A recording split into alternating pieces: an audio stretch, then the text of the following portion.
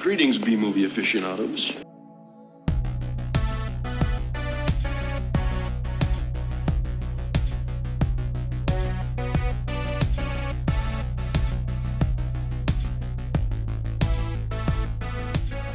Hello, welcome to Couple of Flicks. I'm Tristan. I am Nick. And I'm Zach. Yeah. So, in the last couple of weeks, have either you watched anything new or whatnot? The only other movie I watched is Little Monsters, the Howie Mandel one. Oh yeah, from the 80s. Yeah. First time I saw it, I wasn't a fan.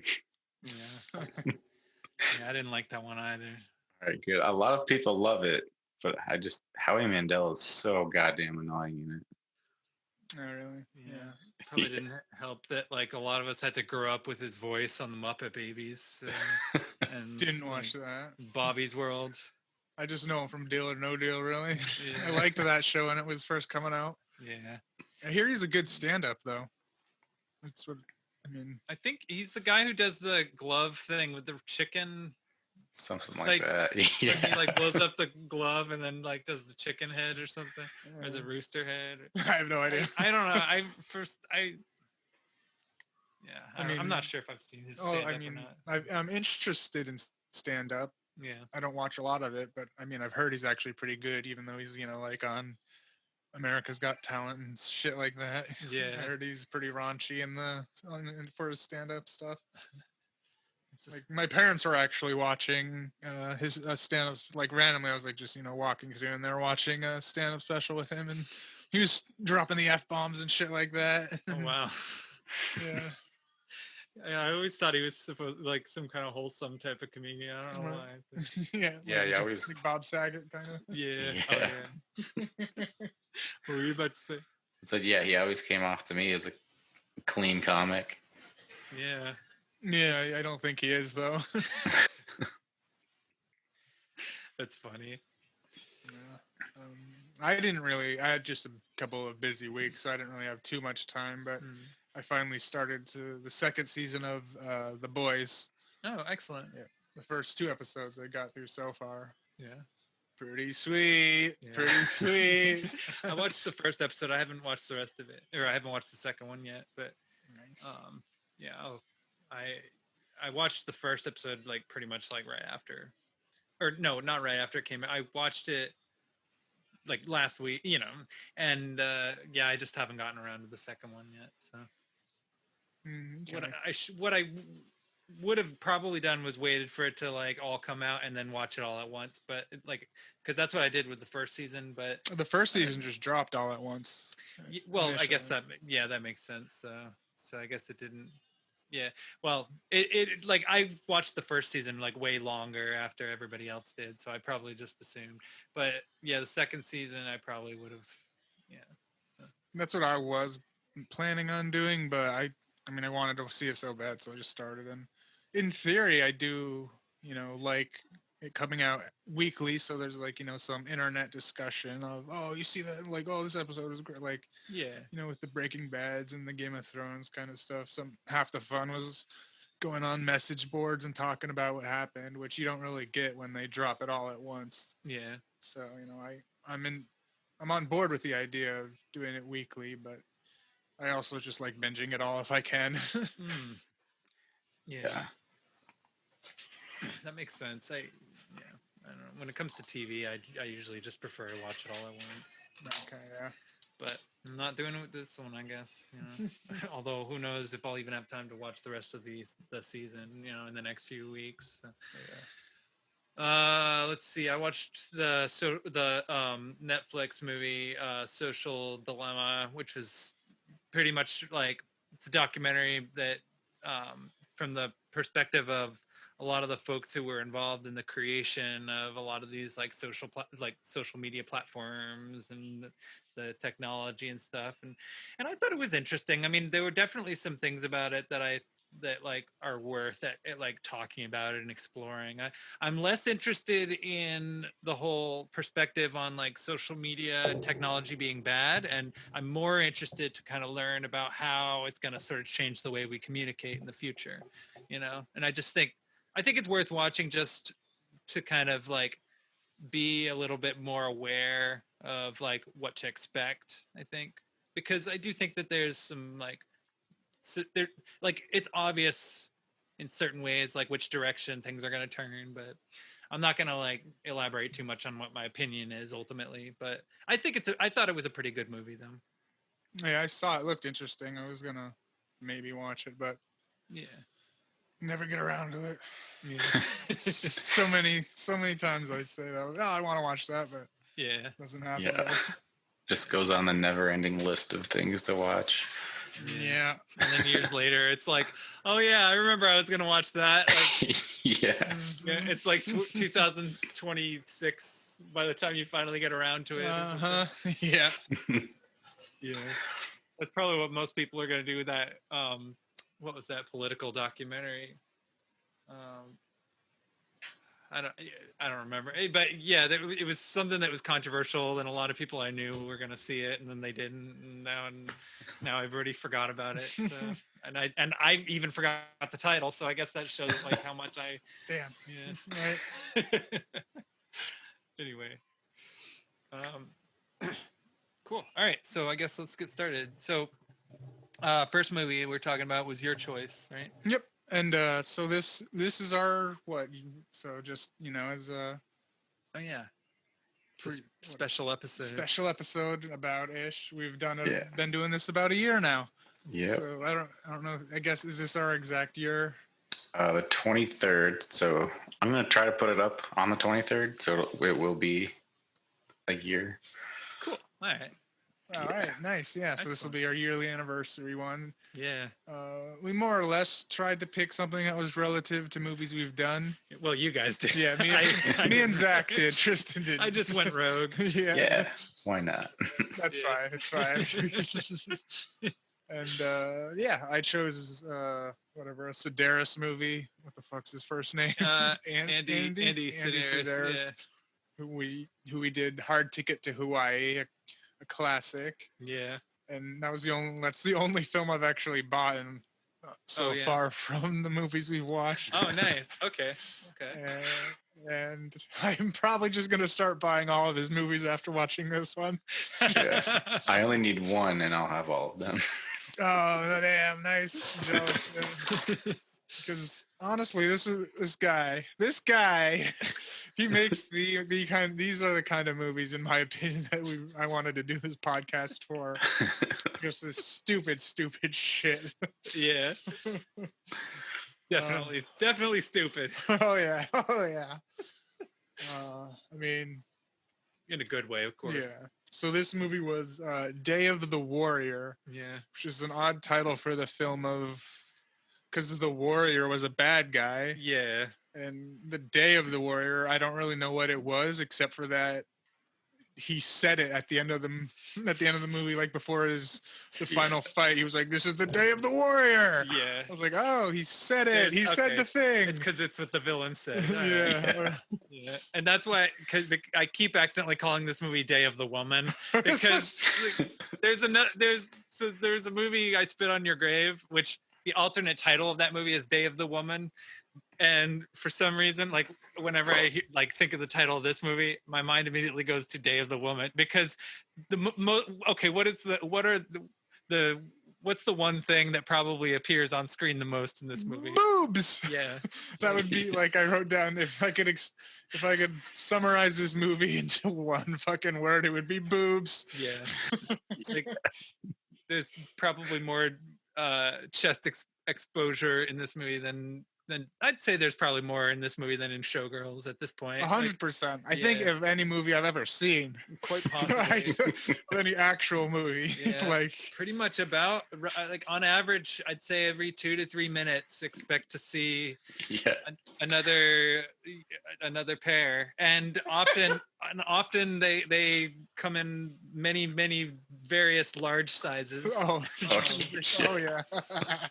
Yeah, like one girl in particular, her nipples, like one of my friends would have graciously said that she has D-cup nipples, not D-cup boobs, but D-cup nipples, Yeah. because yeah, like just lots of large chests, and then also a lot of large firearms too. Like Yes. often abnormally large, Yeah. like unnecessarily large, larger than the hands of most of the people that hold them. Yep. Uh-huh. I mean, I was like, the very first scene is just a scene of a stripper, Yeah. one of the main characters, and Yeah. in under 2 minutes you see her boobs. Yeah. So I was like, okay, here we go. I mean, it's kind of expected for what the cover was. Yeah. I mean, Yeah, because like basically the cover of this movie is just two busty looking, battle warriors, and yeah, like their chests are very graciously exposed, and yeah, I mean it's pretty. That's basic. Yeah, the title or the poster certainly didn't lie. nope. Yeah. It's a good advertisement. Yeah. But somewhere in the middle of this, the massive explosions and large firearms and breasts, there actually is a plot. Yeah, Yeah. there is a plot, pretty straightforward plot, more or Yeah. less. It's barely a plot, but it's a plot. Yeah. Yeah, it's not confusing. You get what's going on through most of the movie, which Yeah. is hard to say for a lot of what we've watched, but Mm. this one is pretty easy to watch. Yeah. Straightforward. The whole movie is basically an extended climax, like, or at least I'd say about 50 minutes of it are. The Mhm. first, like, I'd say 30 minutes, 35 minutes, or basically just all exposition in the midst of Yep, getting the all gang together. nudity and everything. Yeah, and then after that it's just a lot of explosions and boobs. and boobs. Yeah. So yeah, what it is it's like a secret agent kind of movie Yeah. where the secret agents are in a group called Lethal, Mm. which stands for Legion to Ensure Total Harmony and Love. Yeah. Which that's They okay. they stretch that acronym because they don't let two be one of the acronyms, No. but they let and be one of them. Yeah. I mean, Which I not the most consistent lettering, but I guess we'll go with it. it works, I Yeah. guess. Yeah. And so they go on. They're all trying to get at the warrior, take down his Yeah. operation. He's like some kind of mob guy, mob boss, Yeah. fucking bad syndicate dude. Oh, and the lead actor in it is Julie Strain, who I actually know who that is. Like she was married to, I think it was Kevin Eastman who did the Teenage Mutant Ninja Turtles. And Is she the computer one in the beginning? she was the main one, like the one who had the American flag clothes and Alright. at the Tall end. one. Yeah, the tall one who looks like Wonder Woman, Yeah. basically. Like, Oh, so she was the boss one. yeah. Okay. Yeah. So like not the nerdy one. No, not the nerdy one, but Okay. the I thought the nerdy the head one. honcho. Okay, because the nerdy one was the first one we were introduced to because Yeah. what happened was they got hacked more or less by somebody. Yeah. Um, Yeah, basically the plot is like a good reason why the plot unfolds in this movie and why like everything goes ballistic is because of a computer hacking. yeah. So the warrior had a connection in DC called Hard Drive. Yeah. He got them to hack the Lethal computer system. Yeah. So just so they can keep tracking tabs and see what they're going to do and try and stop them from killing his operation. Yeah. And because of this, they all had to regroup, but they couldn't use their communicators or anything because they were compromised. So there is a guy, the Doc Austin.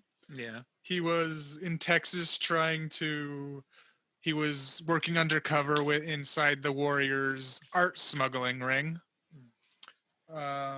There's Cobra, which was the stripper in the very beginning. She was an exotic dancer, Yeah. but get undercover, trying to infiltrate the diamond trade ring that the Warrior has. Yeah, she gets her own rockin' theme song, Yep. which we hear multiple times in this movie. Yep. And then there is Shark and Scorpion, who were undercover. It's the funniest one. They were undercover to get into his porno ring. Yeah, He makes pornos too. I guess he's he's an all-around bad dude. yeah, it's funny. He does a lot of illegal operations, like art and diamond smuggling, and then makes porno on the side. I Yeah. guess. And on top of everything else, he looks like a WWE superstar. Yeah, he is. They like that's his undercut, like his cover. Except he's 3 times as oily. Yeah, yeah. He looked rubber. Like he looked like he was made out of rubber. Mm-hmm. And his fucking face paint looked like just finger paint on his face and Yeah. shit.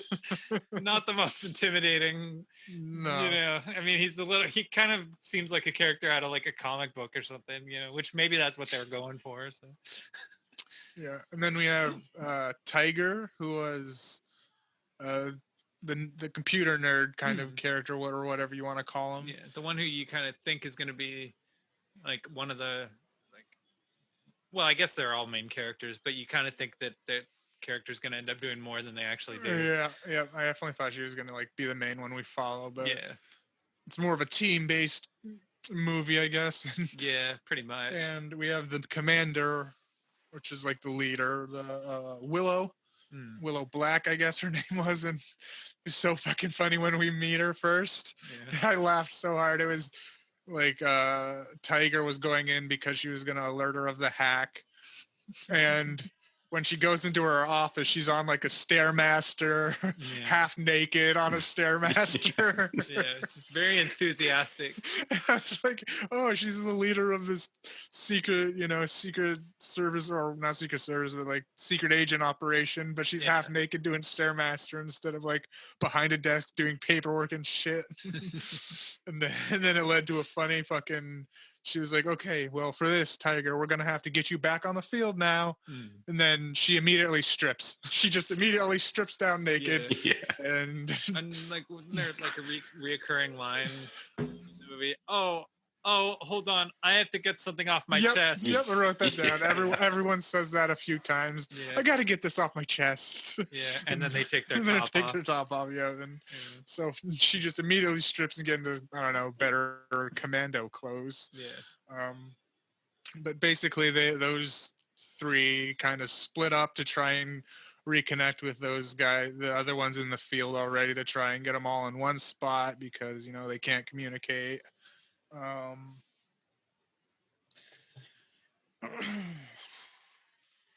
And then so the bad guy is like the Warrior or wrestler. That's his cover. Yeah. And the 2 other like kind of bad guys ish are it was funny, they're 2 hitmen, Yeah. but they're like surfer dudes that are kind of dumb. yeah. At least one is, and one's just an older kind of dumb dude. Yeah. That was hilarious too. I mean, I enjoyed the fact that they had like these bad characters in them that were actually kind of like they were amusing to watch, or almost Or as amusing. Cartoony.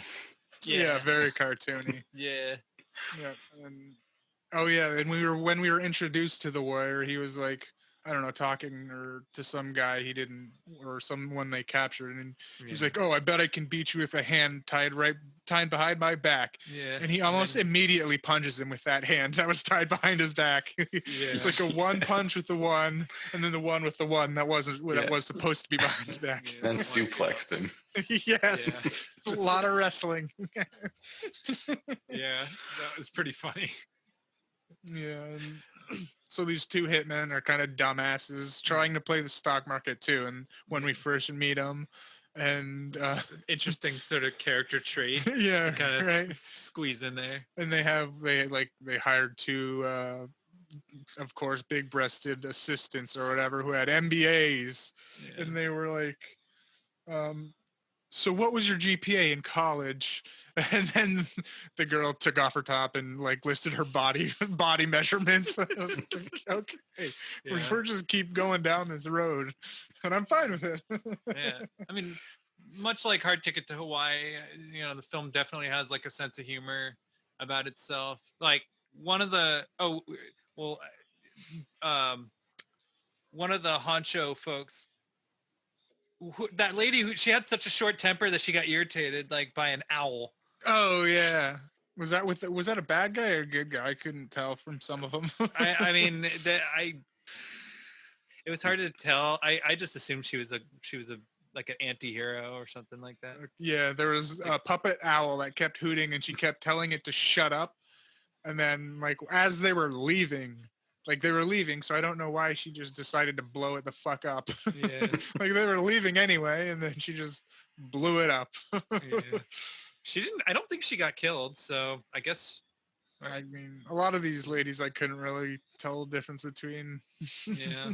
Well, that's the thing. Like that, it was kind of the same issue I had with Hard Ticket to Hawaii, is that although this movie didn't have the outrageous mullets that movie did. Yeah, this was 10 years later, maybe Yeah. 10 years later in the 90s. So Yeah, the haircuts in this movie were much more modest. yeah. Which was I don't know. I kind of missed the ridiculous hair, honestly. Like that was actually something I really thought was pretty hilarious about Hard Ticket to Hawaii that I mean, was lacking in this movie. But of course, since it's made in the 90s, it's this one had the ripped, like all the dudes had ripped shirt, like yeah.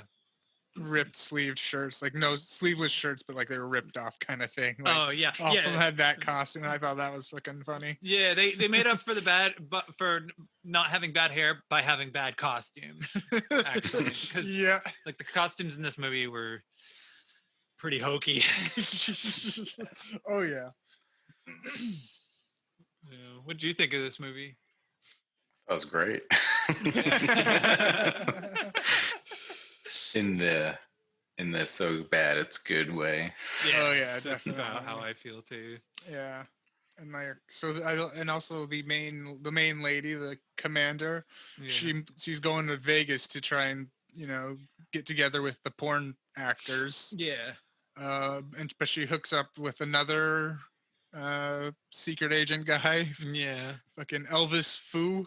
Which I didn't quite get what they were trying to do. I mean, he didn't really do much in this movie ultimately, other than be like a comedic character that did nothing. Like that's Yeah. Yep. Yeah, he was like playing like his undercover role, I guess, was an Elvis impersonator that was Asian. yeah, which And- is kind of a ridiculous thing to go undercover as. Yeah, but I don't know what his role in the Lethal was. Yeah, I guess he was a master of disguise.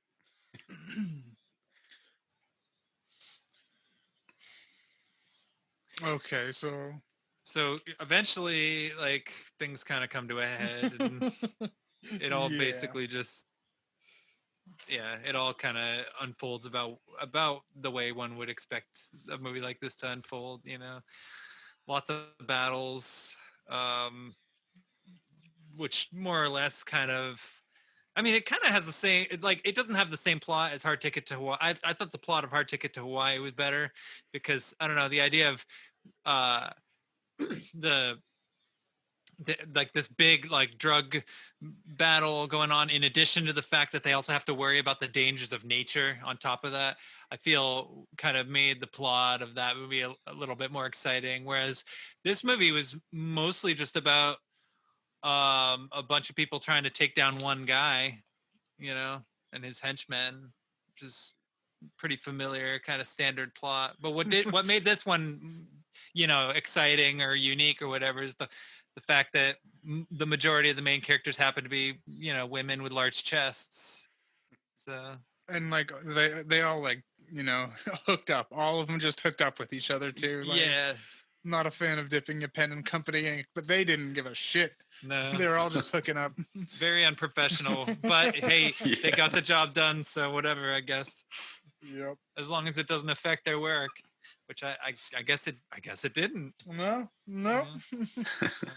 And, I like mean, even if these characters didn't have sex throughout the whole movie, like they were, they still would have been able to take down the bad guy and his henchmen, like no problem. So Yep. I guess it just goes to show you that they can be good teammates in multiple ways. You know, Yeah. they can be good, you know, good work buddies, and then they also have benefits. Yep. Yep. There was what was it? There was like just I mean, yeah, that's basically what happened. There was just like they all got together eventually A-team style and Yeah, took out they all got their own punchlines. so many punchlines. Yeah. I was like one of the problems I was like because I was running a little late trying just it was just because of this movie there was so much shit I was trying to just write down. I was like I just kind of gave up. I was like God damn it, it'll take me Yeah. like 3 hours to watch this if I keep writing down the stupid shit they're saying and doing Yeah, I stopped taking notes like halfway through. I'm like, there's Yeah. too much to write There's down. on too this much. one. It's jam packed with crazy shit. Yeah, it was. I just basically just sat back and enjoyed it. Didn't bother taking notes. You know? Yep. I mean, I knew what it was. You know, right when I hit play, based on the poster, I knew exactly what I was getting, and I got my money's worth. Well, I mean, I didn't pay for it. I just did the free subscription, but yeah, I got my money's worth for you know what the poster like promised.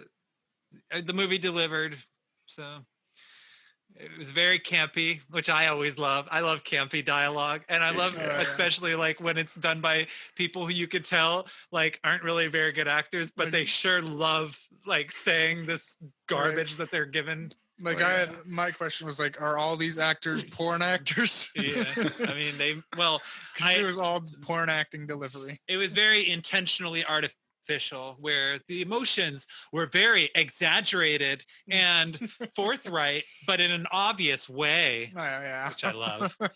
Yeah, I know most of the girls he used, Andy Sedaris used, is from Playboy. So Yeah, All right. Yeah. Make Julie tracks. Strain, I bel- Tracks. I believe Julie Strain was in Playboy as well. So, but I've seen actually more than one of her movies.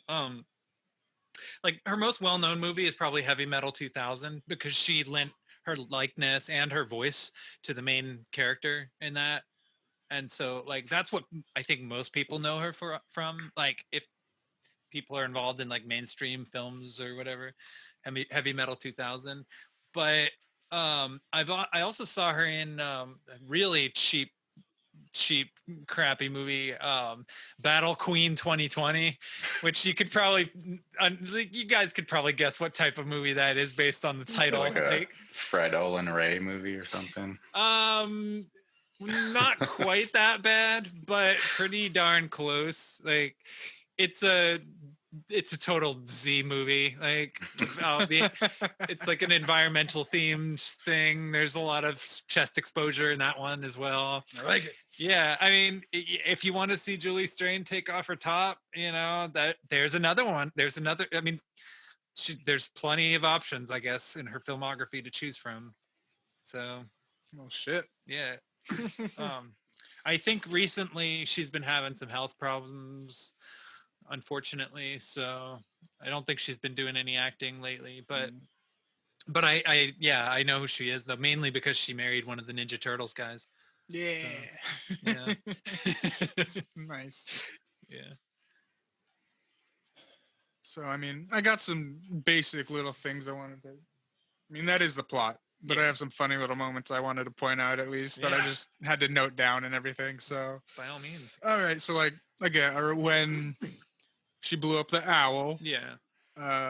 like the guy with her said, "Hey, why'd you do that? It's an endangered species," and she was like, "Well, not endangered anymore." I was like, "Oh Yeah, shit!" it's Okay. like, I mean, I guess technically that one isn't, but Not helping the cause. no. I mean, the porno couple we barely got to see. Yeah. Just because they. Well, first of all, one thing I wrote down is a little funny little scene was, you know, we should rehearse because they got a call to go in and do a porno for the Warrior, Yeah. which was actually a setup for like the two hitmen were gonna be capturing them, which they did. But the guy was like, we should rehearse, and the girl just chucked a blow up doll at him, and she said, "You know, just use this." Yeah.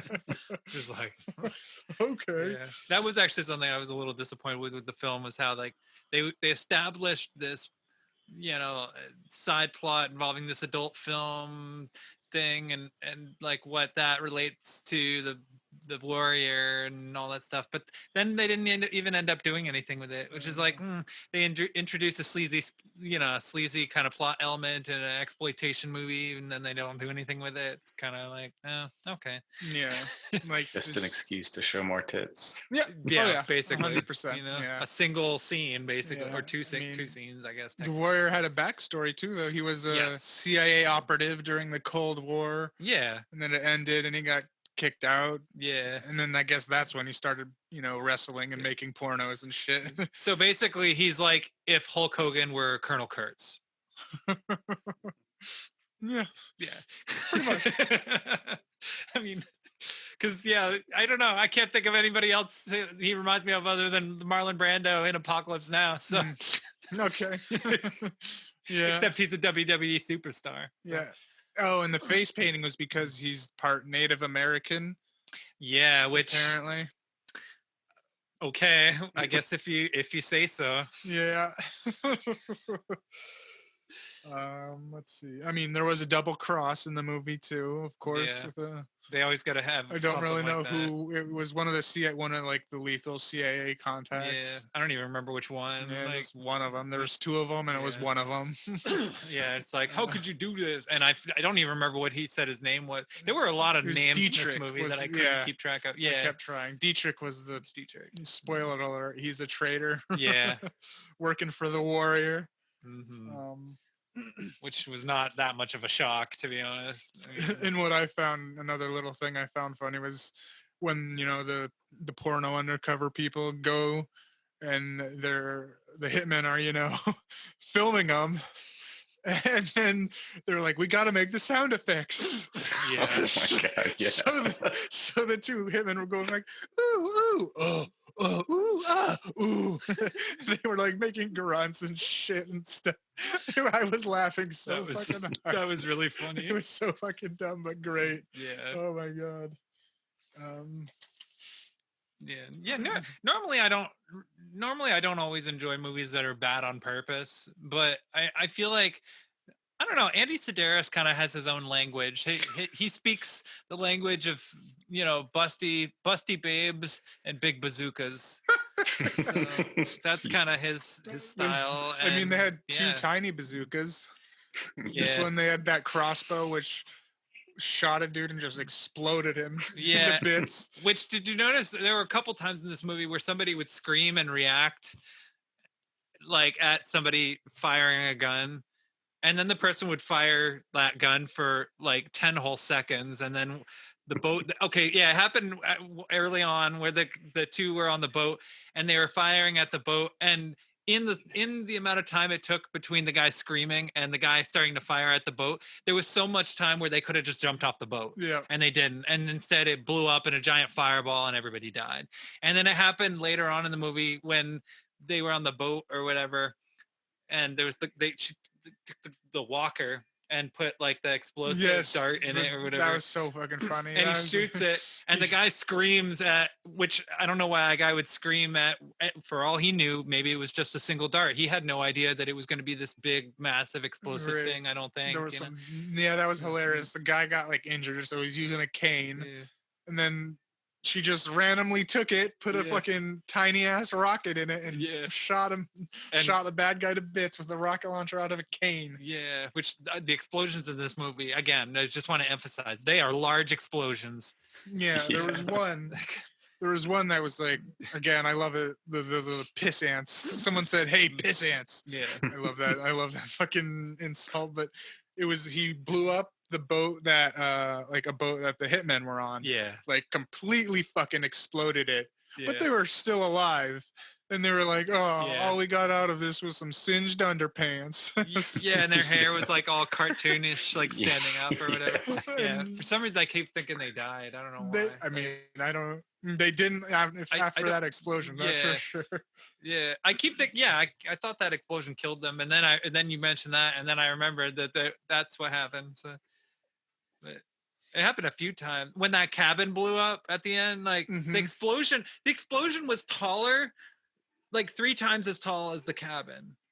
Like what was in that cabin that made it explode? Like Was that the one that she shot with lasers? Because uh there was a laser gun at some point that oh, she shot well, and blew shit up at. yeah, well that it happened during then too. I mean, it happened a few times with she had a these laser gun. big I just yeah. Oh yeah, there was a laser in this movie. Yeah. There was yeah, so okay, there's something that these 3 movies have in common is that they all have lasers in them. Lasers. Do they? I think so. Doesn't, All three of them do? I know two of them think. did at least. Yeah. maybe not the Shaq one. The Shaq one did, definitely. Okay. Yeah, well, the Aftermath did too. Oh, So, okay. I missed Yeah, it all in the three. aftermath then, maybe, but Yeah. Yeah, all 3 of them had lasers in them. Okay, one funny line I like. Well, it wasn't funny at all. It was dumb as fuck. Yeah. It was when the nerdy girl, the computer girl, I should say, went to go meet up with, rendezvous with one of the guys that was just doing some basic training, Mm. and he's like, "Oh, look at all these trees around. I'm from Texas, and Yeah. you don't see this much. It's just flat where I am. You know how flat it is?" And she was like, "How flat is it? If your dog ran away from you for 3 miles, you could still see him." And then she It's like the retorted, cringiest it joke. was so cringy, and she even retorted with, "Wow, that is flat." These are like I and had to pause it, and I was like, "No," and write it down. I was like, "No." There was another No. stupid joke like that too in there. I can't remember what it was, but I think Andy Sedaris may have created the dad joke. Yeah, there was Because, one yeah. that, like, I think not Fu Manchu, but Elvis Fu, like, Elvis said Fu, that I yeah. didn't. I guess I didn't write down, but I wanted to. Right. Yeah. Yeah, there were a lot of dumb lines. Speaking of food, like, there was also just one little funny bit that, like, Elvis Fu was standing behind Willow or whatever her name was, Widow or Willow, and she just turned around and knocked him the fuck out with her Oh, boobs. That probably made me laugh the hardest. It was so good. I mean, I'm not sure if I've seen another movie where somebody's gotten knocked out by a pair of boobs. This might be the first. I'm pretty sure it's my first. Yeah, I'd have to really think because I've seen a lot of stupid movies. I know I've seen it in another movie, but I Yeah. can't remember what it was. I know that's the thing. Like, it feels like something that I must have seen by now. I feel like it was in something goofy like a Kung Pao Enter the Fist or something. Yeah. Oh yeah. Or I keep thinking that there might have been like a kids movie or something where that happened, like, which is weird, like maybe like Rockadoodle or something dumb like that. I don't know. Another little one was Mr. Fu asked Willow if she got any information, like, because they were on to them that there was a mole, Hmm. and she was trying to get info from one of the CIA dudes. Yeah. And he asked, like, "Oh, did you get any info from him?" And she was just like, "No, we just humped our brains out." Yeah, that was funny. Uh, I like that they like the dialogue isn't really like, it's not that vulgar. It's No. actually like pretty like clean cut for the most part. yeah. You know, it's mostly just like innuendo. You know. Yeah, and just said, I have something to get off my chest. Yeah, I got So something to get off much. my chest. Oh, and then sometimes the boobs like actually jump out of the bras before these characters are even done taking the bras off. Like sometimes they'll start and they'll like unbutton it like a little bit, and that'll be enough for them to just like start bursting out. And that happens a couple times in this movie too. It's pretty funny. Like, it actually like does kind of become amusing after a while. Like, Yeah. I mean, just how much boobs was just amusing that they Yeah. just. It was, I mean, I was thinking, most of the way through this, I was like, Why bother? Just Yeah. have them all topless the whole time. Yeah. I mean, they're definitely topless more than they weren't. I want to say, I, to be honest, like, pretty close. I mean, at least you 50, know, 50, yeah. 40, 60. the Like, the men in this movie mostly. I mean, they didn't. They were a lot of them were just running around top like without any shirts on yeah, and you like see some were guy hairy butt. chested. You see You some do, guy butt when they're doing it. yeah, which I was surprised by. It's like okay, you All know, right, something for the ladies yeah, too. yeah. I mean, you gotta have something in there for them, you know. Andy Sedaris, he has to be inclusive to as much as possible. So And then the last little thing I can think of that I wrote down was there's a little tie-in kind of to Deadfall oh yeah, that it was like in the last fight scene they're in like the dojo and like like just one of the henchmen was gonna he whipped out a sword and was like hiya, yeah. and then one of them was just like one of the good guys was just like hiya my ass and just shot him. Yeah. It wasn't no Nick Cage hi fucking yeah, No, but it was pretty close. yeah. We'll take it. Hiya. Yeah. I wonder if there's a movie called Hiya. Probably. There's a movie. There are movies that have pretty ridiculous, like kick ass and bitch slap and sucker punch. And I'm Yeah. surprised that there isn't a schmack, or something like that. Yeah. There's gotta be. Yeah. So yeah, Okay. I mean, Okay. Do you have kind any? of covers it. Do you have any final thoughts or anything you want to share? Pretty typical Sedaris, Yeah. and I loved it. Yeah. Yeah. Yeah, it's about yeah, if I'm getting the impression I think I have a pretty good idea of the type of stuff that Andy Sedaris does at this point. I think I have a good idea of sort of what his main sort of style is. I think he's really into the supermodels and the weapons. So, and yeah, I think that's kind of his main fixation. And this movie pretty much delivers about as well on those fronts as Hard Ticket to Hawaii does. I prefer Hard Ticket to Hawaii because it's a classier, more Classy. Oh, fuck that. Boobs. Boobs. yeah. But having said that, yeah, if you like the breasts, this movie certainly is, I'd say, more satisfactory than Hard Ticket to Hawaii, just because they definitely looked a lot larger, or at least they looked larger than I remember them looking in Hard Ticket to Hawaii. I mean, I don't really remember Hard Ticket to Hawaii that well, to be I don't honest. I either. just remember like the snake, and I remember a few other things, but Just this frisbee scene's all I remember from that, really, because it's Yeah. a meme. But yeah, it felt, if I remember, it didn't feel as self-aware, maybe, if I remember correctly. But of course, I don't. It's been a while. yeah. This one's 100% self-aware of what it was doing, Oh, yeah. which is I appreciated. Cobra. That's one thing I do. The music in this movie was awesome, and the music in Hard Ticket to Hawaii was awesome too. So Andy Sedaris, like 5 stars on the soundtracks. I gotta say, Yeah, was it an original of? Because there was a Cobra like when she was doing stuff. There was like something had to do with Cobra. Like, yeah, she was the just lyrics- driving down the road. Yeah, And was that an original or just something that he found? I think it's original because they mentioned all the other characters too, like Oh, very nice. briefly. Fuck yeah! I There do. you go. I still remember the theme song to Hard Ticket to Hawaii. Okay, That's the sign of a good soundtrack. If you can remember the music in it, that's good. Hard Ticket to Hawaii. Yeah. All right. Yeah. It's, so yeah, I like Andy Sedaris's music. I don't know if he's the one who does it. Like, for all I know, he's like the director who's like, hey, record something with a good electric guitar, or something like, just a simple sort of theme song for the characters and some cool lyrics that are catchy and get you going, get you motivated. It's like the type of movie you'd watch while exercising. Yeah. It's like, yeah. There you go. Upbeat, and fast. Yeah. Yeah. What would you give it on a scale of 1 to 5? I'm gonna give it a 3.5. Okay. Excellent. I liked it. Yeah. Yeah, I'm kind of in, but again, as per usual, I'm kind of in between 2 or 3. I think I'm leaning toward a 3, but the only reason I also sort of am thinking 2 is because I don't know if it's the type of movie I'd ever really want to watch again.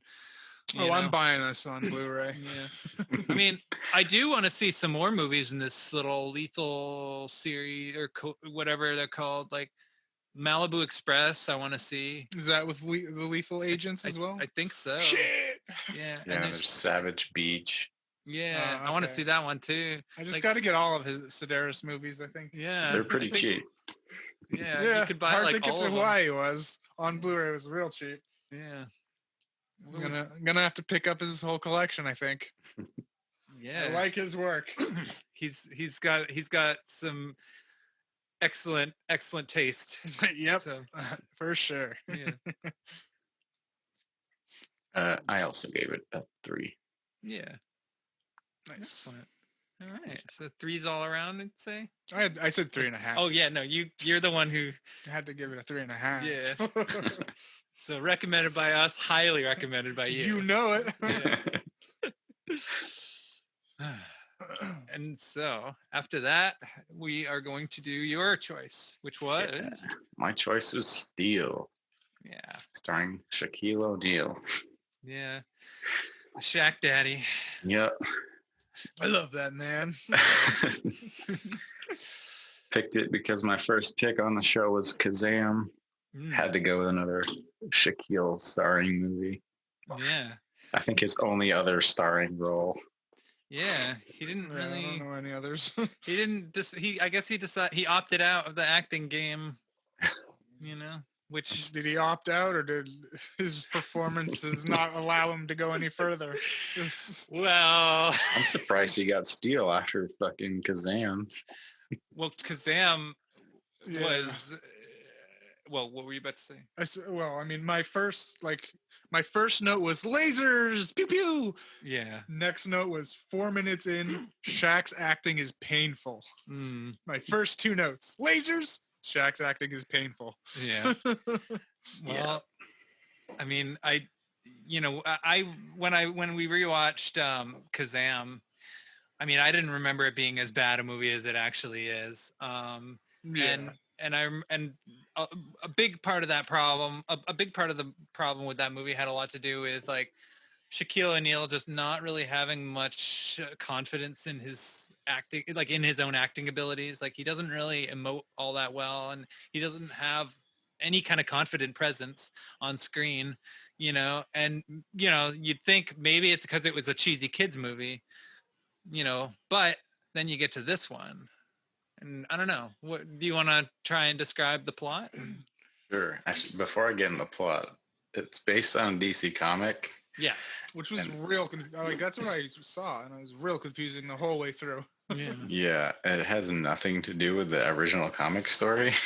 Oh wow. In the original story, he builds the suit after Superman dies and takes up the Superman mantle, Man of Steel. Yeah. That's why there's so many Superman references. Yeah, I mean, he had a Man of Steel tattoo, Yeah.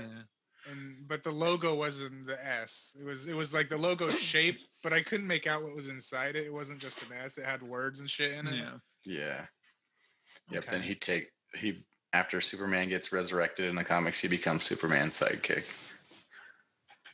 Oh, wow. Huh. Yeah. Okay. Right. All right. That actually makes a lot of sense Yeah, now. that's because I saw it was a DC, and it's full of DC references. Mm. So I was just wondering how this fit into the DC world. Well, So now we know. Now we know. Yeah. And it actually now it explains kind of why it even exists in the first place. Yeah. Yeah. But the plot, Shaq's an army guy Yeah. doing some weapons testing with Judd Nelson. Yeah. He's our And- antagonist. Yeah, Judd Nelson, who I haven't seen a whole lot of Judd Nelson's films. Of course, everybody's seen Breakfast Club, but then like I've only seen maybe like 1 or 2 other films of his. And I gotta say, say what you will about Shaquille O'Neal, but Oh my God, Judd Nelson was pretty bad in this movie too, like acting wise. Talk about a villain with like absolutely no interesting qualities. He was a douche. Like, that was the first. I was like, oh, that's how I was first referring to him before I memorized his name. Like douche Yeah, does this. Like douche. Like they had that gun in the very beginning where like Shaq's little save the cat moment. I would say in the very beginning was Oh, like, yeah. yeah, this gun can take out a whole infantry without hurt or killing them. Yeah, after he like was kind of doing the one-on-one with his buddy there. What's her name? Cricket or Fucking Leech or Sparks. whatever. Sparky. Sparky. Sparky, Yeah, Sparks, I couldn't yeah. remember her name, but yeah, go on. Yeah. The save the cat moment. Yeah, Because he was a nice guy the whole way out. He was like real nice. But, yeah, yeah. Judd Nelson, pretty much, his just acts like a giant prick. Is basically what the script calls for him to do, and he can't even do that right because he acts too cartoony and loopy, and so he's not even very threatening. He's just kind of annoying, and that's about it. You know, he I may think as well that's be most like of his low rent roles. Joker. Yeah, I guess so. But anyway, go on. Yeah, so they're testing the weapons. Judd Nelson fucking blows up the building. I guess he killed. O'Neill says no. Yeah, I guess he killed someone. I think in the courtroom scene it said he killed a senator. Yeah, which there. I missed that oh, part. I didn't see that. Yeah, I mean, yeah. It was like a That. it was a Yeah. throwaway line in the courtroom Yeah, I guess Judd Nelson blew up the senator. Yeah, Huh. and paralyzed the Sparky character, Yeah, yeah, yeah. and somehow doesn't go to jail or anything, yeah. which He just would gets have dismissed. ended the whole Wow. plot right there. Yeah. Yeah, I guess that's the only reason why he didn't. I'm assuming, or I guess. Yeah, so then Shaq gets out of the military, Yeah. coincidentally, goes back home to LA. I think he said he quit because of what that douchebag did. Yeah. He was like, "Yeah, I don't want it." I thought that was my takeaway, is that he didn't want no more part of that world. Yeah, Yeah. The world of weaponry. Yeah. which you can't really do if you're in the military because you're under a contract, but Exactly. Yeah. whatever. In the world of this Nope, movie, they I just guess let you him can. go. Yeah. Yeah. So Judd Nelson goes to this video game distributor who's also a weapons dealer. Which Yeah, I'm not sure why they were It trying to tie tracks. those two Yeah. worlds together, but It was the 90s, arcade games were a thing, I guess. yeah.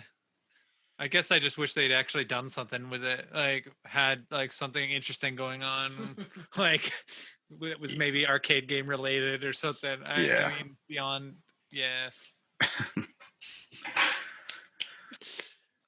And then Judd Nelson puts together the same weapons that they made in the military. Which I have to wonder how he even, like, how did he even have time to do that? I don't Like, I don't know. there was not that much time. I mean, for high tech weapons, it's not like you can just like build them out of like spare parts that you get in a box. Like, From what I could tell, what I gathered was the arcade guy helped him, right, or something. right, but how Yeah. did the whole mass production of it work? Wasn't there? I think there was this. Yeah, I think it was this movie. There was a scene in a factory of them building shit. So Okay. maybe it was that. I don't know. There's factories in general in this, but like Yeah, I guess I just, maybe they I, were- I guess I just couldn't figure out how much time took place, like between. Yeah, the there's be- a like, lot what of happened- Yeah. gaps that should have been filled with something, but nope, it's just like here's like we're 5 days later, whatever. Yeah, Mhm, the movie yeah. just doesn't have a very smooth passage of time, just in general. Like, for all one could know, the whole movie could take place over the course of 2 days. I mean, that's what it Yeah. feels like. yeah, that's what I thought it was. Basically. Yeah, and like Yeah. even when like he did the prototype scene where it burnt the dude's face off or whatever, Yeah. Oh, and then yeah, like 2 minutes later he had a mob of goons like rob a bank with Yeah. fully working weapons. I was confused at that part a little bit because I didn't understand how they got the weapons at that, because it didn't really explain it then, but Yeah. explained it a little later on that he was the one running that shit. But I was like, how did these goons get those weapons? Yeah. I guess they explained it later. Yeah, it wasn't. I mean, for a plot like for something like that, you would need some kind of explanation, and I guess they did. Yeah, I guess technically they do explain it. I wasn't really super satisfied with the explanation, but I Right. guess that's how it goes. Um, let's see. Then I guess we'll skip later to the junkyard where they meet Uncle Joe. Yeah, and this is when it finally gets interesting. Yeah, so after the bank robbery, he chases someone, finds out that it's their weapons, Yeah, and decides to build the same weapons again for himself, along with his steel suit. yeah, And I did want to, because I wrote down that chase little scene where they're on foot and he's chasing the robber down. Mm. Lamest fucking chase scene I've Oh ever yeah, seen. it was so boring. So fucking stupid because Yeah. Shaq just looks slow just because of his size. Yeah, Like I'm sure he's a super fast dude just due to his stride length. Right. But like when you see him running, he looks goofy as fuck because he's just so big. Yeah. And then it was just dumb as hell. He like ripped off a fucking gate too. It's like, yeah. because he breaks a bunch of shit. I wrote down he rips that gate off during that chase scene. Yeah. He breaks a payphone. Oh, Like he yeah. was talking on a payphone. He just smashes it down. He breaks a pool stick randomly. Yeah. And he breaks like a window out. He breaks a bunch of stuff in this movie. And I was just kind of, because I didn't know what this DC hero was or anything. So I was like, does he have super strength or is this just Shaq strength? I don't understand. I think it was just Shaq strength. Yeah, that's what I. Yeah. Which is why it didn't really make by any the end. sense for all these like henchmen to try and intimidate him and be like, "You want a piece of me?" Talking to like this Yeah, large looking like guy who they're looks at a- like he could rip your head off. Right, Like- like a foot taller than a tall Yeah, man. He's looking up at him, talking to him like he's gonna like tear him limb from limb, and it's like, are you blind? What's going on? Like, why? the Street Fighter looking gang there. Yeah, The Which dude was with dude with the eye hilarious. patch and shit. yeah. I like the guy with the iPad. He was funny. Oh yeah, and like one funny one. It was like when he was on the payphone, he was like, "How did these guys get it?" And they're like, "What? Are you sure it was it?" And he was like, "Yeah, it was a USR Model 3.5 Sonic Eliminator." Mm, That's a great name for the weapon. I just had to throw that out there. Yeah. yeah, and it's like, okay, let's give it a shot. So he builds the suit. His weapon is a sledgehammer. That's a gun. A lot of things, like, dang, I don't know. Yeah. Yeah, I mean, the film didn't really go into the many things he could do with it because there wasn't really enough time. But Yeah, they had his little, after he built the suit, he had his little test night where he got the mugger and the random gang just to show off what he can do. yeah. That was the See, whole point of that scene. I totally forgot about you see, I almost don't even remember most of what happened in this movie. Like as we're describing it, it's all kind of coming back, but so for example, like the thing with the elevator, I just remembered too with Oh, Judd Nelson, like Yeah, I wrote that down. I was Yeah. gonna mention that. Yeah, it was Yeah. fucking stupid I- or fucking weird. I was like, oh, okay, he's just a Yeah. bad guy. when he's outside the elevator and he's got the switch and the doors are closing and the lady sees him with the switch and she's Yeah. like, no, and then he presses it and then something happens and then Kills him. everybody dies. It's like, okay, Yeah, Oh, I yeah. guess she was like some rat or was gonna tell somebody on him or yeah, because and he asked his henchman, "Yo, come on out." Boop. And then the Yeah. elevator falls. yeah, which it makes me, it does in a weird way, it kind of makes me wonder if if that's kind of an interesting idea for like a super villain is somebody who can just like casually kill off just people left and right. We've seen that in a bunch of things before. But something about it here just wasn't. Made just- any sense? Yeah, it just there was something about the way it was done here that just. Yeah, I just it didn't really add up ultimately, because like it's not like Judd. I mean, you would think. I don't think anybody would really be willing to get a character like Judd Nelson's character on board, considering that he was discharged from the military for you know, like for bypassing orders or whatever. Like that's the kind of shit that like will get you pretty much blacklisted for any kind of technology company that would want to take itself and its work seriously. Oh, yeah. And so I don't even know how he was able to maneuver his way in other than through like coercion. But I don't know how he could have done that because he certainly it wasn't very good at like convincing people to actually like be on his side in general. Somehow they just were. Yeah, I guess that's how villains work in fucking DC.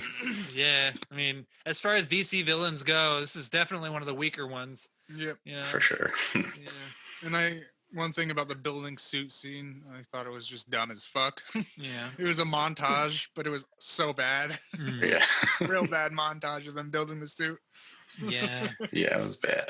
It was so bad. I don't even remember it. I remember him. There was like it showed like him putting on one thing, and then suddenly he had the entire suit on. Mhm. The suit looked stupid. I wrote down like, it looked generic, the suit, and then the helmet looked dumb as fuck. Yeah, it didn't even fit Shaq's head. No, Yeah. it was too small. It was Yeah. way too small. Yeah, and he looked uncomfortable wearing it. Yeah. Like he looked like he didn't even want to be in it. You know, like why are you making me wear all this stuff? And he was kind of stiff arming it.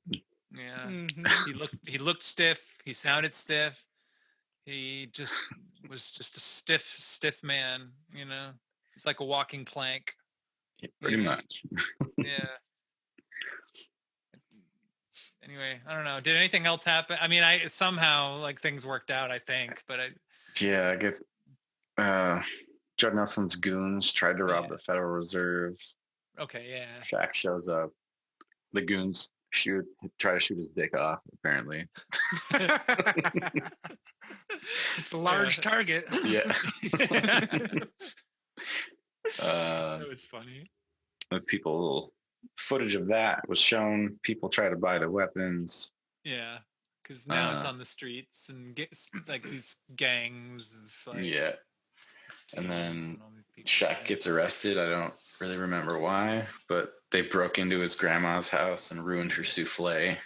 Yeah. Over and Oh over. yeah. Yeah. That's there's that another running theme. joke. Yeah. His mom is constantly trying to make, or grandma is constantly trying to make this French souffle and make it like this perfect, exquisite meal, and it keeps getting ruined for various reasons because she's so distractible.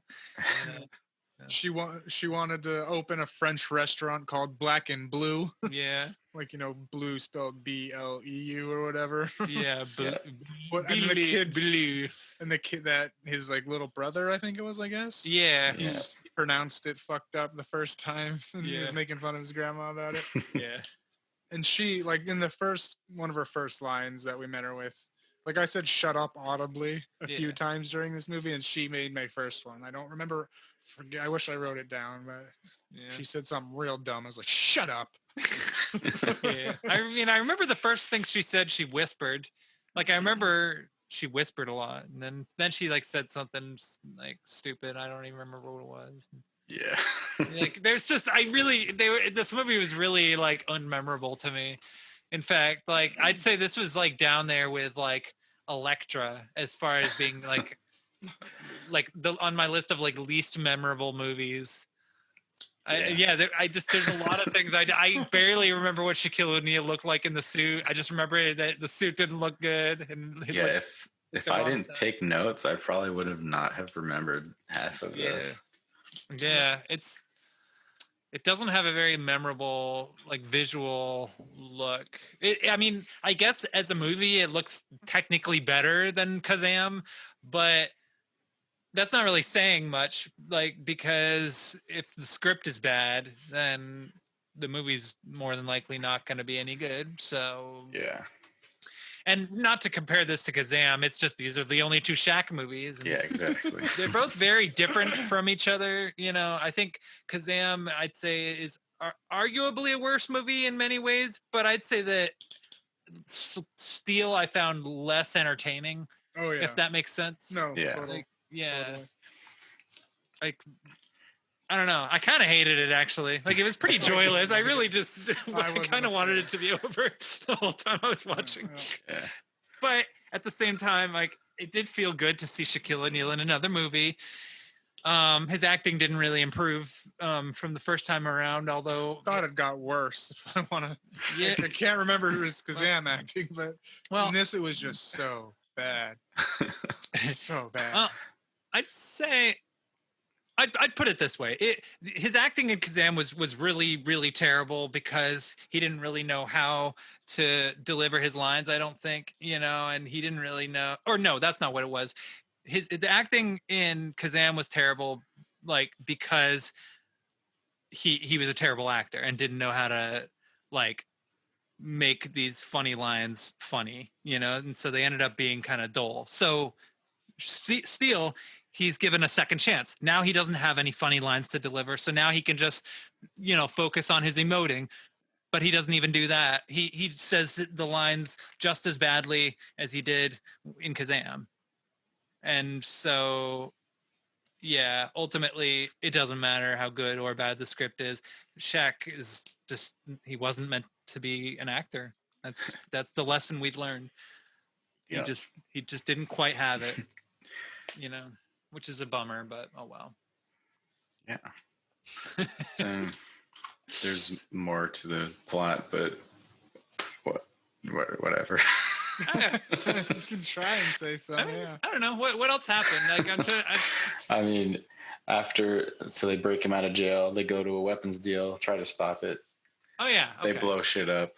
Oh, there's Yeah. a basketball joke thrown in there because he can't make free throws. Oh, that's a running joke yeah. throughout the whole thing. Like right when he gets to LA, That was shoots good. it, can't make it. That was a funny joke. I actually Yeah. did like that a lot. I rolled my eyes at it. I was like, I oh, gotta admit that made me chuckle. I mean, it was bad. Of course, it was meta. It was like you wouldn't get it unless you know who Shaquille O'Neal is. Blah blah blah. It was but- one I wrote down. I could never make those free throws. Yeah.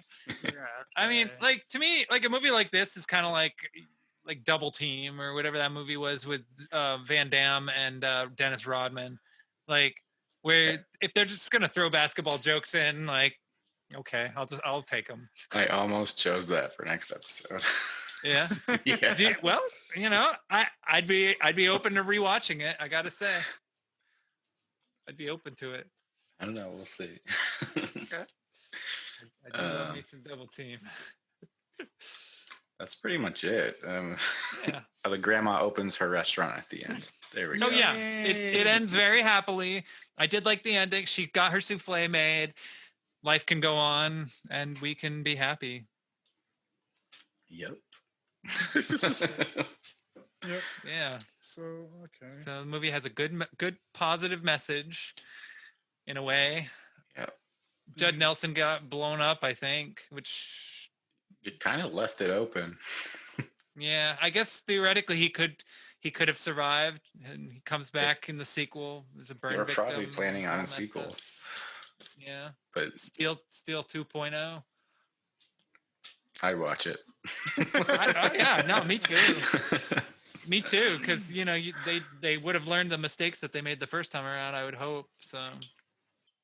Yeah. So here's hoping they make a sequel. Yeah, and then people say Suicide Squad's the worst DC movie. Yeah. I haven't seen this one. Yeah. I'd say Steel is worse than Suicide yeah. Squad. And Suicide Squad, I'm not saying is a good movie by any means, but when you compare this to that, it's like comparing like Elektra to like Catwoman. Like I think Catwoman is entertaining, even though it's terrible, and that's kind of the way I feel about Suicide Squad. It's atrocious but hilarious. And Steel, it's not even like funny. It's mostly just really miserable. Like it doesn't even look good. Like ultimately, it just looks kind of washed out. Yeah. Yeah. Even the opening credits are bad.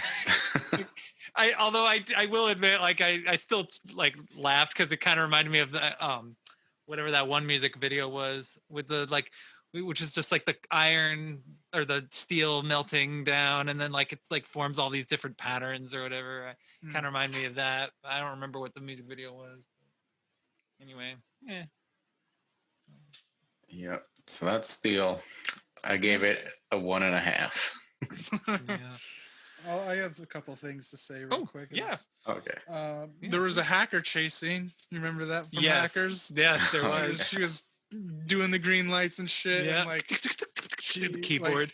like there was just a quick little thing was he drove into like their hideout was in a dump, Mm. and like I wrote down, oh, a bat cave dump, Mm. and then one of the cops said, where'd he go? And then right after I wrote it down, he was like, the bat cave. Yeah, some of the And lines kind of made me there chuckle. was there was that one like kind of I don't fucking know, just a cop that was throughout the whole thing. He had Yeah. a funny line. Well, I'll be dipped in shit and rolled in breadcrumbs. Oh, yeah. And wasn't the first line of the movie something terrible too? It was like my ass hurts or something like that. I Or, know, but, Yeah. but he also called him a son of a butt. Yeah. okay, You son of a butt. how dare you? He also had the classic line of "I'm getting too old for this." Yeah, Yep. And I guess that's about all I had for it. yeah. I'd say. Oh, and besides the whole Shaq's size Oh yeah. was a dead giveaway. Like they mentioned it a lot. Like, and everybody knew kind of who Steele was in the movie, basically, Oh, just yeah, when he's because of walking how down the big street. he was. Yeah, Yeah. Like his yo, what up? Get up, yo. Or yeah, whatever. like even Get his up, baby. grandma was watching the news, Yeah. and they were giving a description of him, and she was like, "Oh, Oh. who the hell would be that tall and nice and all that?" Yeah. Oh, it must be. There. What other tall person is there besides? Yeah. It's Yeah, like, like the bad guys knew immediately who he was just because Yeah. of his Shaq size. Yeah, that's the thing. You can't really be like a secret superhero if you are like literally the tallest person in town. Like it just Yeah. doesn't really work, you know. And it especially doesn't work when you have such a memorable body shape. You know, like everybody knows who you are, even from a distance. You could be walking into the sunset, and people still would be able to identify like your head shape. Mm-hmm. Yep.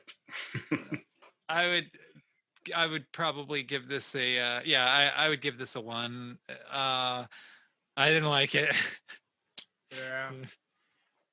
Yeah, I'm giving it a 1 as well. It was Yeah. bad. It was just bad. Yeah. Yep.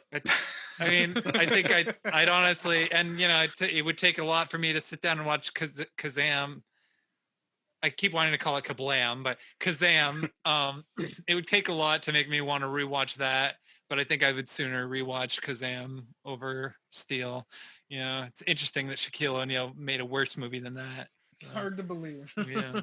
I thought this was better than it was going to be. Like Yeah. I remember it being pretty bad, so I was Yeah. expecting something worse, but Yeah. it was slightly better than I expected.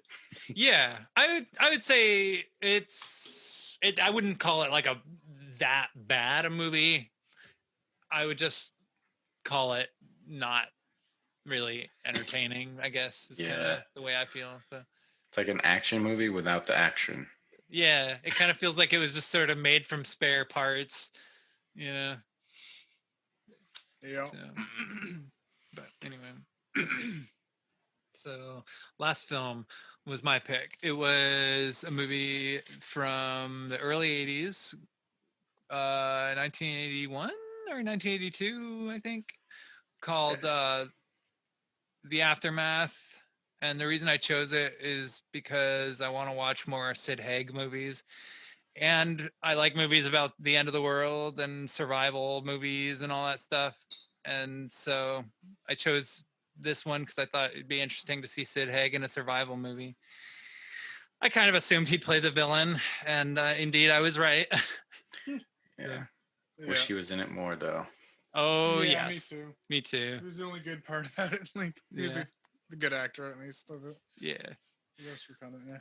Well, so just to describe this movie, so the way I feel about this movie is kind of the way I feel about movies like The Deadly Spawn and stuff like that, which are just like they're cheap and they're schlocky, but there is sort of a sense of like character, personality to it a little bit. And you know, the big problem with this movie, for me at least, is that like, well, okay, so to describe the plot, it's pretty much like there's these astronauts and they've been gone from Earth for like, I think they said like 4 or 5 years or something like that. Yeah, I wasn't sure. I Yeah. did notice though their arm patch had more states. Yeah, There's a big old different American flag thing. So yeah, lots of sometime in the American future, flags for in this sure. movie. Yeah, but so they're in space, and pretty much the first thing I notice is that this movie has a lot of matte paintings in it. Um, everywhere, they make up space, they make up the landscape, they make up like a lot of the locations and settings in this movie. It's mostly matte paintings, which interestingly enough, in this movie, I actually thought the paintings themselves were really pretty awesome. Actually, Yeah. you could tell that they were paintings, but they were stylish looking, I thought. Yeah, So, like it definitely fit the vibe of everything. yeah. Yep. And I feel like this movie was kind of going for like an old school vibe, which I liked. I mean, because it was made in the '80s, and they were trying to kind of make it almost like feel like sort of like a drive-in movie from like the '60s or something like that, or maybe the late '50s. And so they kind of so they have a lot of sort of old school film techniques that they use. So matte paintings, which is not an uncommon thing for older movies. I mean, the movie The Wizard of Oz used matte paintings for their backgrounds, and they looked about as hokey as anything, but they still, like, the fact that they looked stylish added to it. That's kind of the way I felt about the paintings in this movie. And then the music in it was also kind of sort of had an older sort of B movie style to it as well. I love Almost the like score. yeah, the score was awesome. It was very like Herman, like Bernard Herman, like I found, like it had sort of like just kind of a suspenseful sort of fluctuating type of quality to it, So, as cheap as many aspects of the movie are, I actually enjoyed a lot of it. The main plot involves these astronauts who they're gone for however many years, and they arrive on Earth only to find that it's been decimated essentially. And I forget how exactly. I kind of got like the impression that it had to do with like nuclear problems or something. That was my question too. I thought it was nukes, but like he met up with like some museum orator yeah, later on, and he was like, he was dying of like radiation sickness, and so yeah, and he said like, yeah, he was talking about the Egyptians making the weapons bigger or better, yeah, but it turns out the littlest of things, atoms and bacteria, is what's killing us. yeah, which So I mean, that does tend to happen. I guess I wasn't 100% sure if it was like nuclear radiation killing them or some kind of virus. Might have been both. Because there were those zombie looking type shit Yeah. things fucking attacking people and whatnot. As well. Yeah. And there were there were a few like mutants, not a whole lot, but there were a few. Yeah. Actually, their biggest threat ended up being like kind of a raving band of scavengers. But anyway, so they arrive on Earth. Earth is pretty much decimated, and everybody's basically in survival mode where they're all trying to find shelter, kind of like movie like The Road or like even like maybe like the Mad Max movies or something. Although I kind of felt like this had a little bit more distinction than something like that, because this wasn't like so vehicularly focused. Yeah. The main character in the movie is this depressed guy who he had a family before he left Earth, and he lost his family in some kind of accident.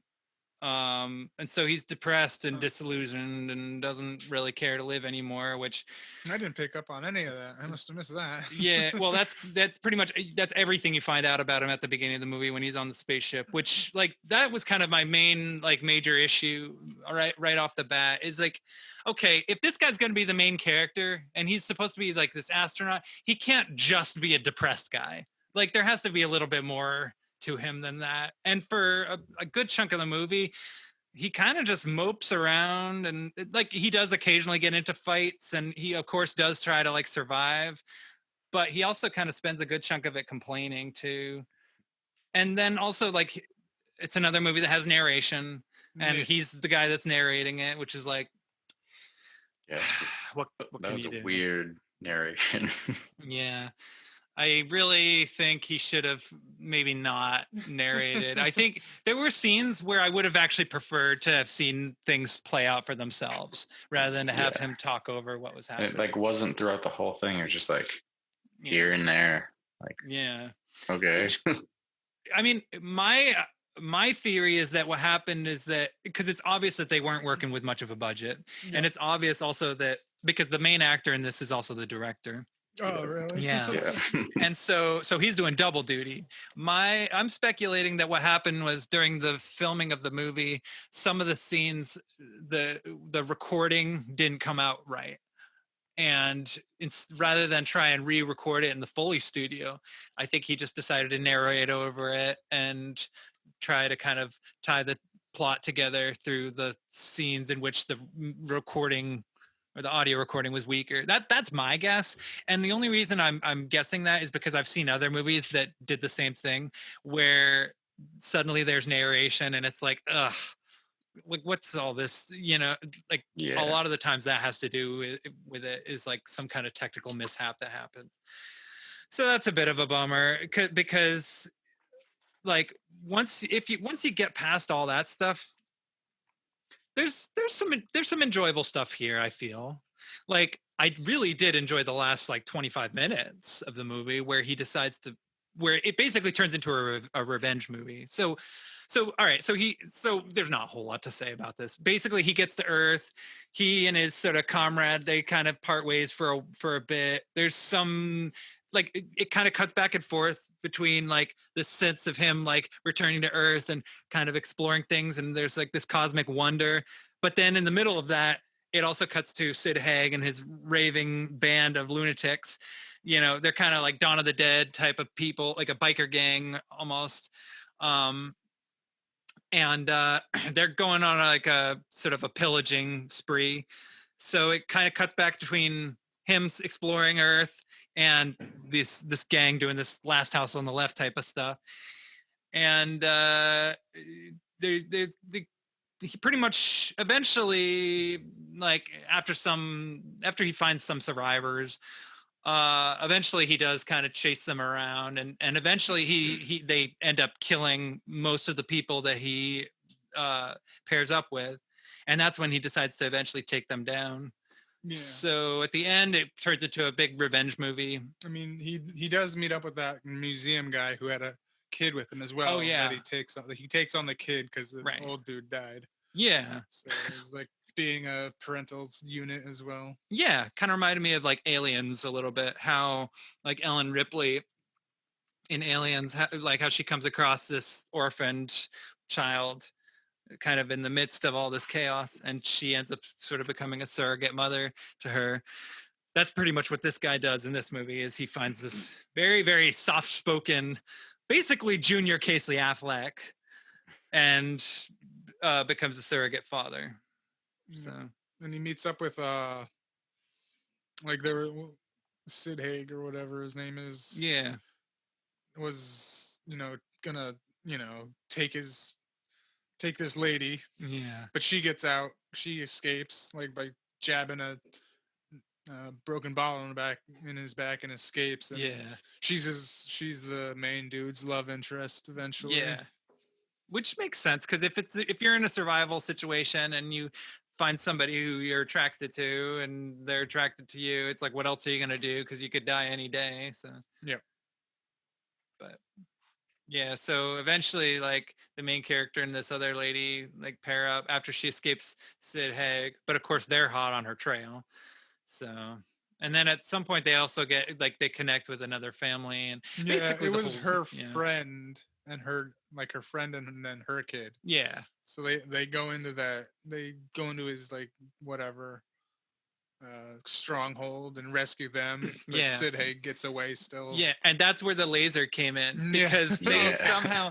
So Yeah. this is the part of the movie I find most confounding is somehow in the middle of all this like survival mode type stuff where they were, trying to like avoid, or well, not necessarily avoid, but to like kind of gather as many survivors as possible. They create a laser Oh, I or do remember this. yeah, Now that to you just mentioned it, yeah. to fight the bad guys with, and it actually ends up working out pretty well. Like they do a pretty good job for the most part. I mean, eventually the bad guys end up catching up with them, slaughtering everybody. But up until that point, though, they do pretty good job actually, like staying out of the way, and staying like kind of low key, which is probably the best thing to do in a situation like this, because if these guys are just going around doing whatever they want, like you're done. If they have firearms and weapons and stuff like that, like these guys do. And man, like the scenes where they're killing these people are pretty savage. Like they Yeah. like make them like kneel to the ground and blow them up with shotguns and stuff. They kill Yeah. children. Yeah, there's like yeah. at least 2 or 3 dead kids. It's pretty brutal. Although considering the low budget, I think it's safe to say that a lot of these kids were probably like friends of the director's family, and like Probably. more Had than like likely, one day to shoot, probably. yeah. And so like probably not a big deal in the grand scheme of things, like if you look outside of the movie. But when you're just watching it actually is pretty shocking. Like at one point, like it's like point blank range, like right in the head. Mhm. Yeah. It's like, geez, oh my gosh, like you really showed that. Yeah, like I was pretty shocked when Newman, the main astronaut, he came back to Yeah. find everyone murdered, Yeah, except for his astronaut buddy, of course. right. And they even had the kid murdered, and Yeah. his love murdered, and both kid, like not the kid he was taking care of, but Yeah, the boy ends up actually like ends up being one of the only survivors after the gang shows up at their sort of hideout and kills everybody. He actually ends up, I mean, maybe was he with the main character though? I think that might have been why, because they went out to get revenge. yeah, that's why. Okay, so and he teaches the kid how to shoot, which is also smart to do. And in the survival. narration, he says, which is of course why narration sucks, is Yeah. he had good aim, not on long distance, but in medium to short range, he was a perfect shot. Yeah. It was like, okay, this is gonna come in play later. Yeah, they kind of spoil Yeah. spoil the ending with the narration a little bit. Yeah, because obviously there has to be a scene. Like if there's a reason why you're showing this scenes where he's like training the kid to fire a weapon, and you're describing like how good the kid is at firing a weapon, then yeah, more than likely the kid's gonna end up becoming useful. So yeah, that's oh well. But ultimately it was still, I could see what he was trying to do with it. Like it was a heartfelt type of thing.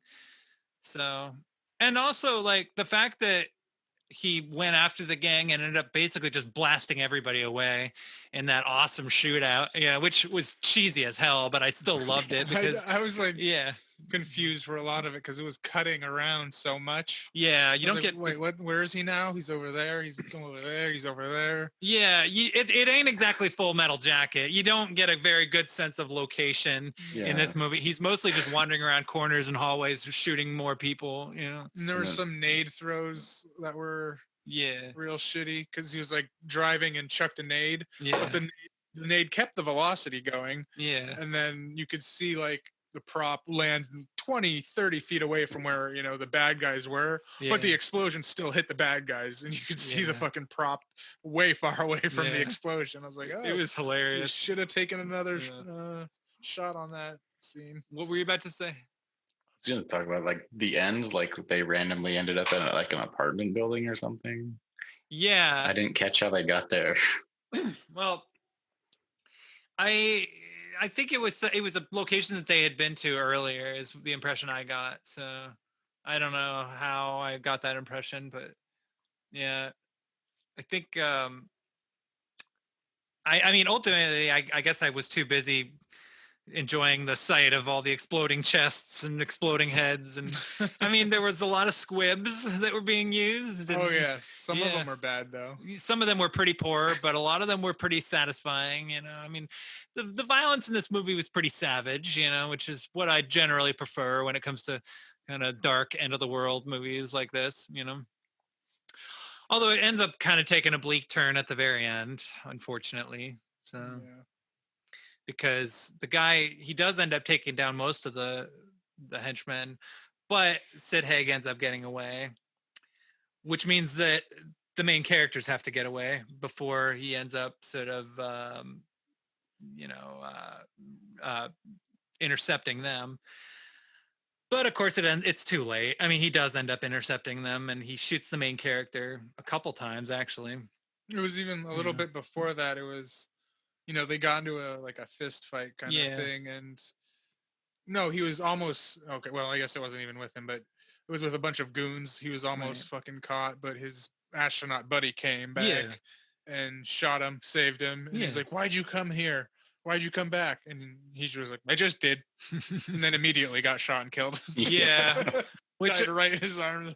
which was like, whoa, was like, okay. "Ah, I okay, mean, I that's- guess that character is. I mean, he didn't really do much At all. anyway. He so, didn't even have to be in the movie. Yeah. I don't know why he was even in the movie. I mean, my guess is just because the main character needed to not. He needed some other like some friend, I guess, or somebody to bounce ideas off of, maybe. But I don't know. We didn't see him do much, so I guess it's like whatever. Mhm. Ultimately, it ends up pretty much just being about him and the kid. Yeah. And so Sid Haig comes around, shoots the main character, and then the kid has like the big emotional moment where it's like, no, I don't want to leave you, and blah blah blah. But he has to go hide. He's like, "The shoo, get out of here, shoo, Yeah, no, you Get- save yourself. get."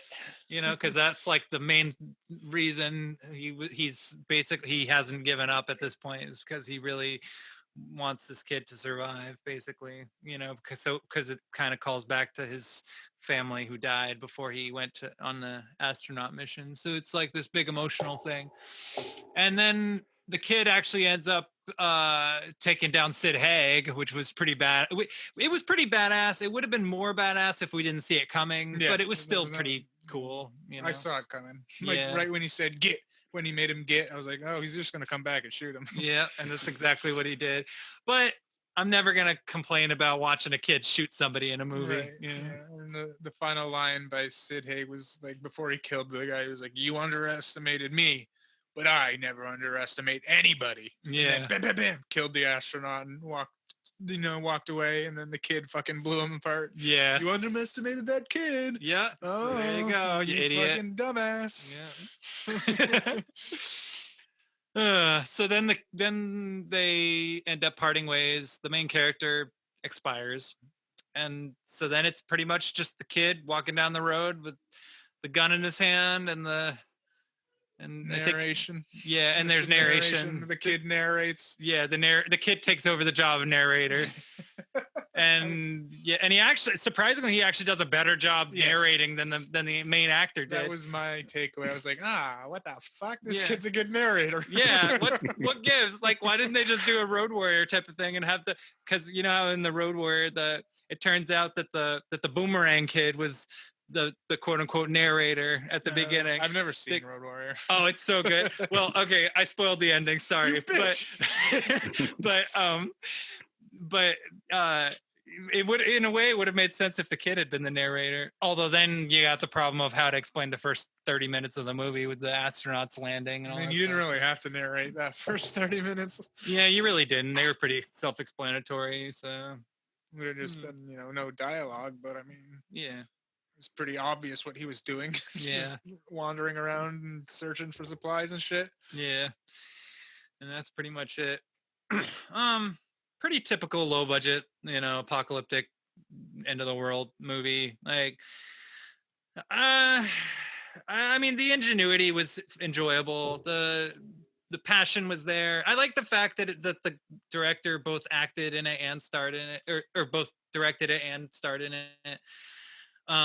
It was certainly rough around the edges, but it was more or less what I was in the mood for when I watched it.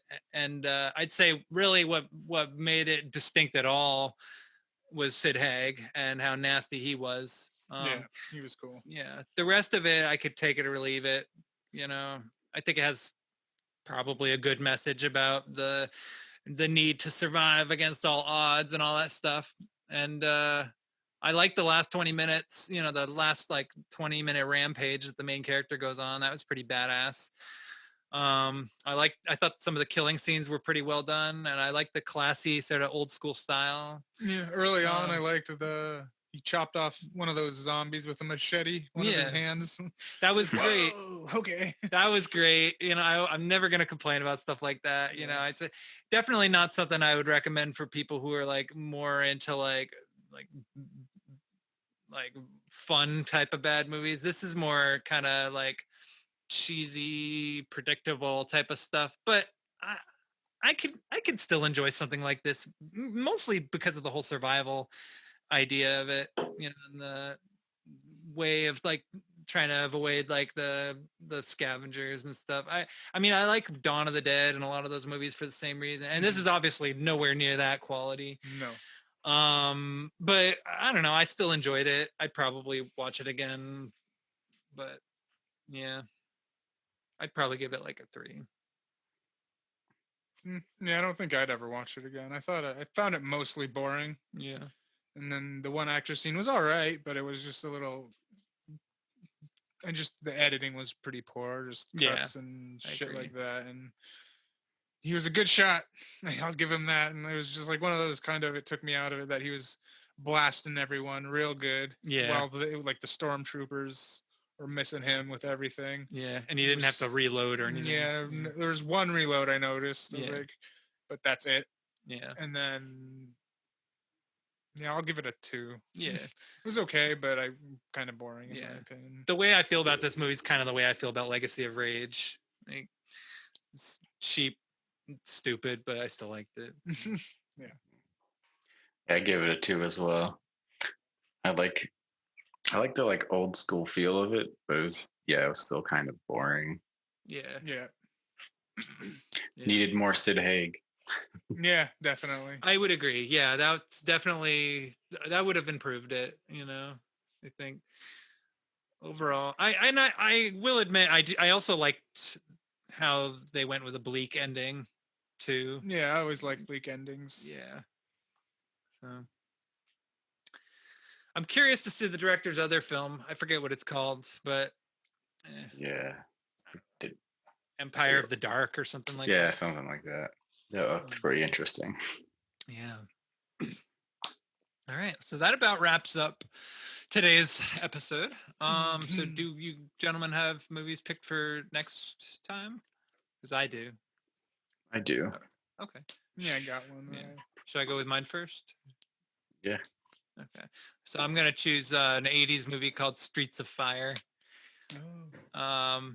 No particular reason. I saw the poster and my dad has the DVD and it looks like a cheesy movie. And it's by somebody who I think it was by the director of The Warriors or something like that. I don't know. I just want to see it. So, All right. I've heard of it. yeah. So Streets of Fire. My pick. I usually try because there is another podcast that I listen to that does these kind of movies as well. It's fairly famous, and I try to avoid not doing theirs ones they've done, but we've done a couple of them. Yeah. I want to choose, and I also just want to choose one that's a little more contemporary as well, like not from the 90s, 80s, 70s. I'm Yeah. choosing Geostorm. Okay. Just one I wanted to see from their list, and it's like a 2012 movie. or something. Geostorm. It's All like- right. Yeah, Excellent. I don't think I've heard of that one. I think it's like like one of those like storm apocalypse movie type shit. Yeah, I think I've heard of it. Okay. Yeah. All right. Excellent. All right. And mine, my wife actually picked this one. Jokingly, I usually go through my collection and see what I got. I haven't watched yet. Yeah. And she jokingly was like, pick that one. Just pointed to a random one. So I'm like, okay, well, I'll do that. Hell yeah, it's the It best was, way to do it. Yeah. And that was Cannibal Women in the Avocado Jungle of Death. Oh my god, it's a winner on the title alone. Excellent, excellent. I'm stoked. I can't wait. Mm. It I stars, like that title. stars Shannon Tweed and Bill Maher. Huh? Yeah. Bill, okay. That sounds great. It's put out by Full Moon. Oh, good, Oh, good, shit. perfect. All right. Cannibal Women in the Avocado Jungle of Death. One of Yep. these movies was put out by Full Moon too, right? Yeah, We watched? the Day of the Woman or Day of the Warrior. Oh, okay. Yeah. Dr. Alien was. Oh yeah, Yeah. Dr. Alien was too. Yeah, that's so Alright. funny. Holy crap. Yeah, I feel like there was one other. Or wait, no, I'm thinking. No, I'm thinking of Trauma because we did a Trauma. We did Surf Yeah, Nazis. Surf Nazis. Yeah. Yeah, but yeah, yeah, we should do another Trauma movie at some point. Yeah, Well, we could do okay, a but anyway. whole trauma episode. There's so many stupid movies like that. Yeah. Oh my gosh, that would be fun. Yeah, that might be something fun to do like for October perhaps. Yeah, we can do that. Yeah, we could also do like another Halloween episode, but I don't know. Sure. Yeah, but we'll talk about that outside of this. Yeah. All right. So until next time, good night, folks, and stay warm. Yeah, have a good one. Yeah.